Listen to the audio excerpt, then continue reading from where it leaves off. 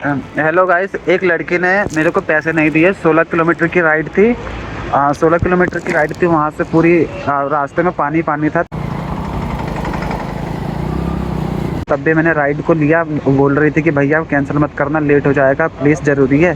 तो मैं, ये कोई इंडिया गेट जैसे दिखने वाला है, सेक्टर 18 में, क्या बोलते हैं मुझे स्पेसिफिक नाम नहीं पता। तो मैं उसको लेके आया यहाँ पे। वो रहा गेट नंबर 5।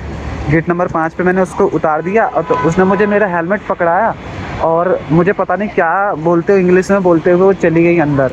और ना मेरे राइड के पैसे दिए, ना कुछ नंबर वंबर की बात बात में दे देगी। लेट हो रहे हो माना, हम भी तो यार इतनी मेहनत से कमाते हैं पेट वेट के लिए। और एक तो ये बात है, पैसे नहीं दिए, अलग डिमांड उनके अलग, और ये चल रहे हैं, कह रहे पैसे इकट्ठा कर लो।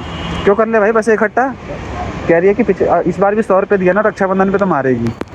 बताओ क्यों कर ले हम पैसा इकट्ठा?